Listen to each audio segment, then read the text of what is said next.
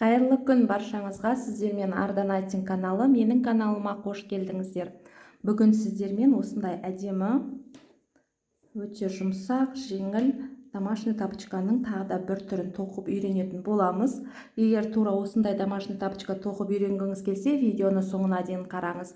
Және лайк басып, комментарий жазып, каналға тіркелуді де ұмытпаңыз. Міне осындай әдемі плюс жібінен тоқылған домашний тапочка тоқып үйренеміз. Бұл үшін бізге мынандай подошва двойной қыламыз осылайынан. Менде 39-40 размер болады. Осылайынан екеуін біріктіріп тоқитын боламыз. Балетканың табаны мынау су өткізбейді. Осындай екі подошвадан тоқылатын осындай домашний. Осындай екі подошва керек. Мен бір парын тоқыдым, екінші парын сіздерге видео тоқып көрсететін боламын. Және бізде осындай велюр жіп. Велюр, тағыдай қалай, жаңа плюш, сондай. Менде китайский. Бұл китайский ешқандай сөгілмейді, прочный. Тоқып қайттан сөксеңізде ештеңке етпейді. Ал турецкийларда тоқып қайтадан сөге алмайсыздар. Мен номер екінші крючокпен тоқимын. Одан кейін бізге ине керек болады. Ине мына гүлін тіккенге осындай ине. Гүліне бір тал моншақ. Қайшы гүлін тоққанда мен 6 номерлі крючокты пайдаландым. Бар керегі осы біздерде, сосын маркер керек болатын болады, бір маркер. Ал ендеше тоқымамызды тоқып бастайық. Міне екі подошва, екеуін біріктіріп аламыз. Мынау бізде жерге қарайтын жағы, мына жақ. Осы жағынан өзіңізге ыңғайлы жерінен, қай жерден бастасаңыз да өзіңіз білесіз, разница жоқ. Мына екеуінен бірдеміне өткізесіз. Жібіңіз тартып шығарып,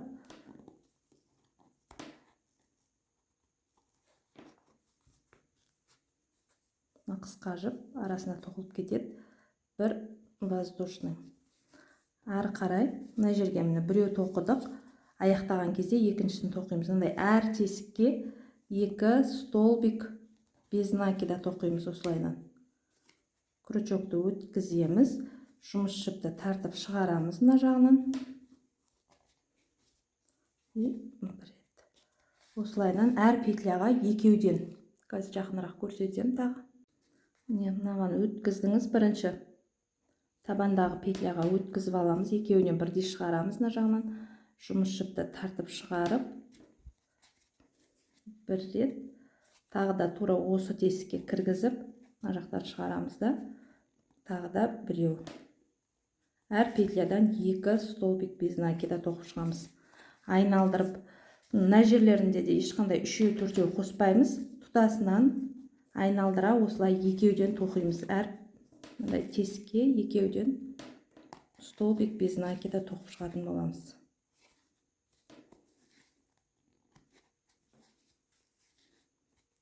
Осылайынан. Жаңа қысқа жіп, арасында қалып кетті осылай. Осылайынан аяғына дейін айналдыра тоқып шығамыз. Соңғы бір петля қалды. Осы жерге екеуін тоқып, екеу. Жаңа басында басталған кезде мына жерге біреу ғана тоқығанбыз. Осы жерге тағы да біреу тоқимыз, крючокты өткізіп.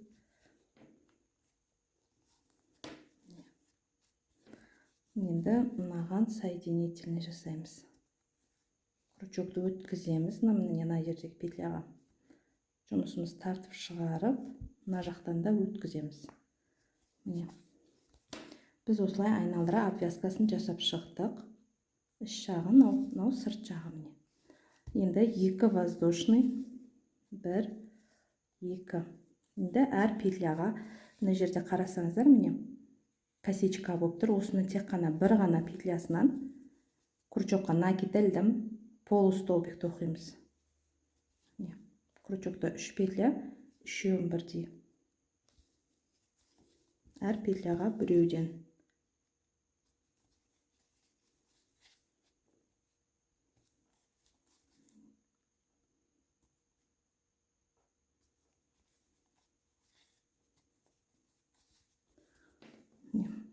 мына жердегі міне мына бір петлядан ғана тоқимыз.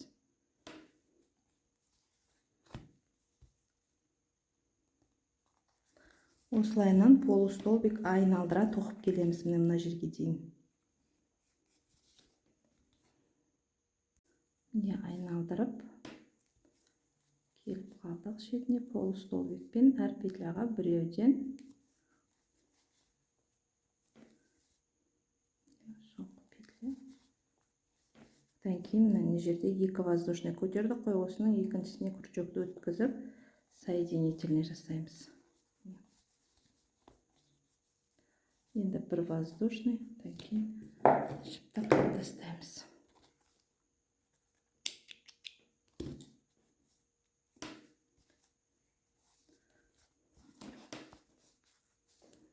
Осындай қылып тоқып алдық.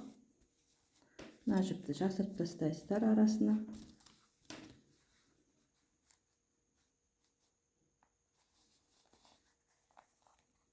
Осылай өткізіп. Енді мынау несін тоқимыз, алдын. Енді мына жерде бүйтіп қарайсыздар да, примерно ортасын табасыздар.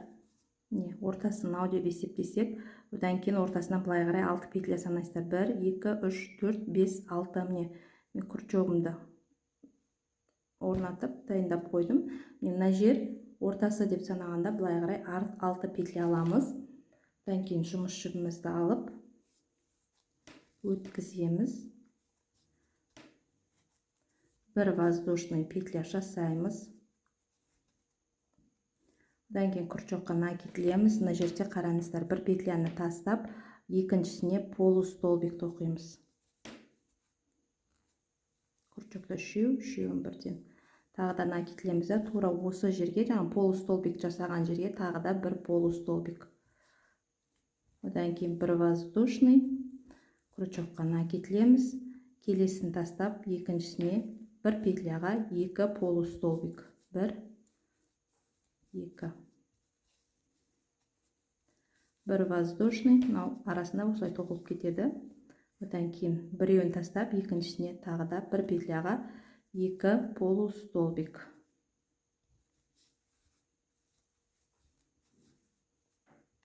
Бір воздушный, қайтадан накидлеп, біреуін тастап, екіншісіне бір петляға екі полустолбик. Біреу, екеу. 1, 2, 3, 4. Тағы да бір воздушный, крючокқа накидлеміз, біреуін тастап, екіншісіне екі полустолбик бір петляға. Бір воздушный, біреуін тастаймыз. Енді мына жерге екіншісіне столбик без накида тоқимыз. Біреуін тастап, екіншісіне столбик без накида. Енді осы жерде осылайдан қарап аласыздар. Тура ортасынан тоқыдық па, тоқымадық па? Міне, жібіңіз бірдей болу керек. Бұлай немесе бұлай қиғаш болмау керек. Осылайдан міне. Алдын тоқып алдық. Енді жаңағы маркер керек болады осы жерде. Мына маркерді мынаған өткіземіз да, мынаны тартамыз.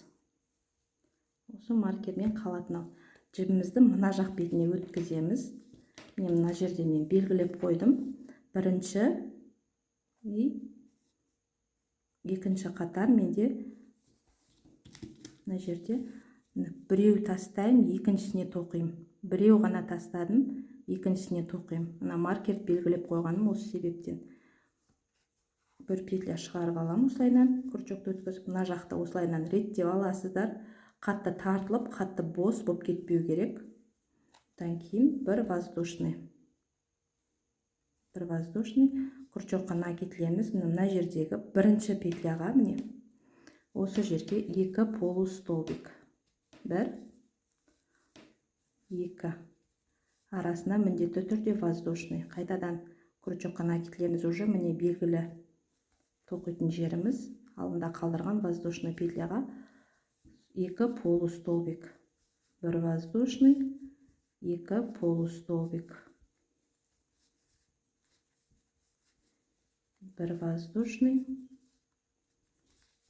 екі полустолбик.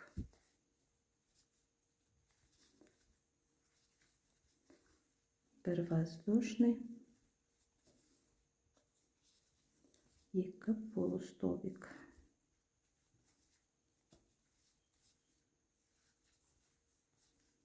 Бір воздушный.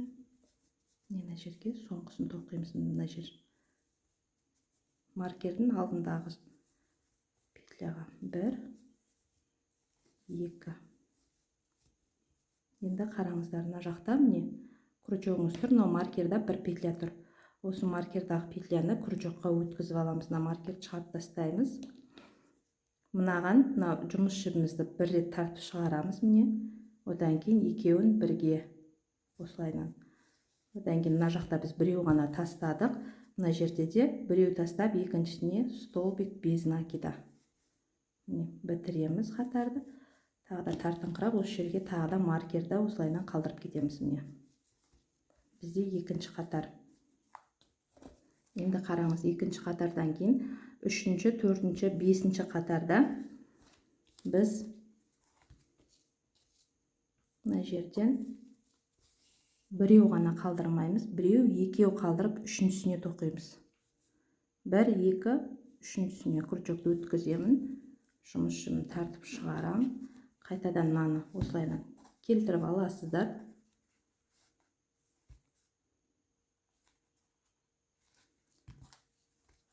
Бір воздушный, крючокқа накидлеп, міне біріншісіне мына жерге 2 полустолбик,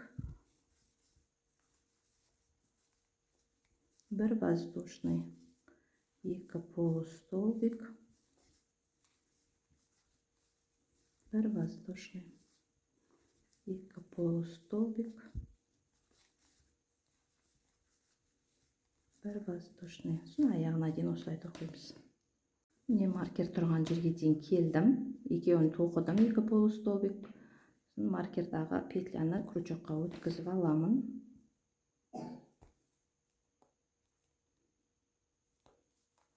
Маркерді шығарамын.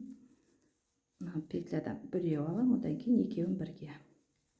Мына жақтан екеу тастағанмын, міне 1, 2, үшіншісіне крючокты өткізіп, столбик без накида.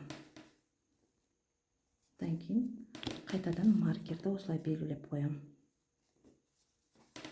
Бізде үшінші қатар. Міне бірінші қатарда 1, 2, 3, 4, 5 болса, екінші қатарда 1, 2, 3, 4, 5, 6. Әр қатарда біреу қосылып отырады. 1, 2, 3, 4, 5, 6, 7. Осылайынан үшеу тастап, мына жерде мен 1, 2, 3, 4 қатар тоқыдым.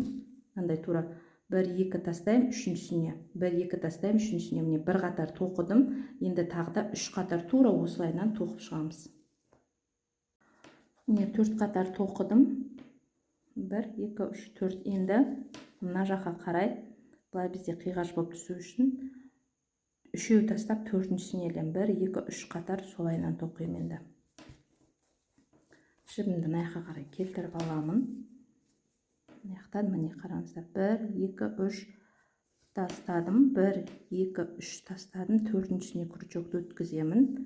Жұмыс жібін тартып шығарып, мына жақты реттестіріп аламыз осылайынан.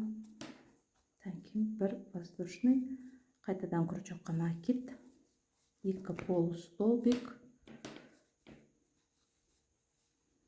1 воздушный. Осылайынан жалғастыра береміз. Мына жақ бетіне келген кезде де үшеуін қалдырып, төртіншісіне столбик без накида тоқимыз. Осылайынан мынау бірінші, тағы да 2 қатар тоқимыз. Сонда бізде барлығы 1, 2, 3, 4, 5, 6, 7, 8, 9 қатар. Ең соңғы қатар рачи шаг, оны көрсететін болам. Осылайынан тоқып шығамыз. Міне соңғы қатардың соңғы несін тоқып жатырмын, петлясын. 2 полустолбик тоқыдым. Енді маркердағы чіпті шығарып аламай. Осын жоғалтып алмаңыздар.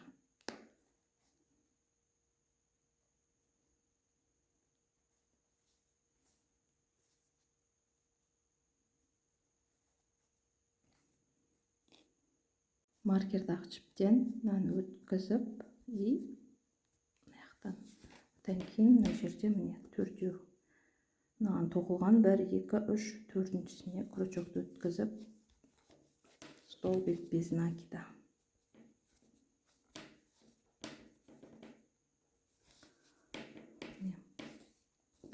9 қатар тоқып шықтық.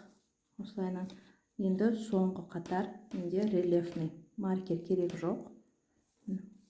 Ой, рельефный деппін ғой.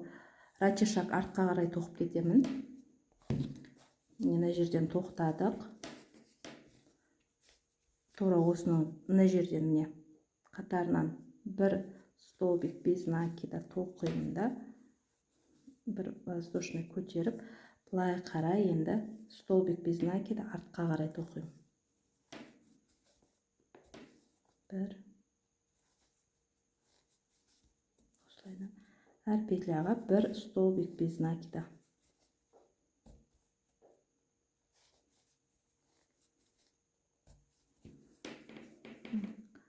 Крючокты мына жердегі мен былайынан айналдырып өткізіп, жұмыс жіпті шығарып, екеуден біреу шығарамыз. Осылайынан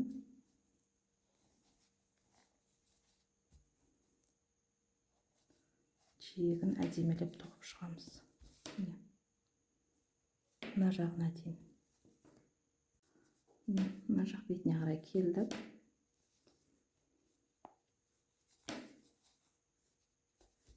Тоқыдым. Енді мына қатарындағы тағы да бір рет бір столбик без накида ратишакпен жімді тартып кесемін.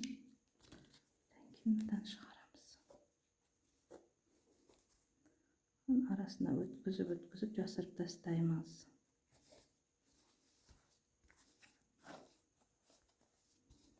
Бізде осындай домашний.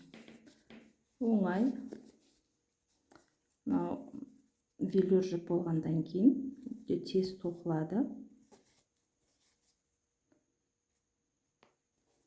Шығып кетпейді. Қалың жіп болғандан кейін осылайынан әр жерден осылай до конца өткізіп жасырып тастаймыз. Келесі видеода осындай гүлді қалай тоқу керектігін және қалай осы тапочкаға орнату керектігін көрсететін боламын. Міне біздің велюр жіптен тоққан тапочкамыз осындай болып шықты. Гүлімен әдемі. Сіздерге ұнаса лайк басып, комментарий жазып, каналға тіркелуді ұмытпаңыздар. Келесі кездескенше.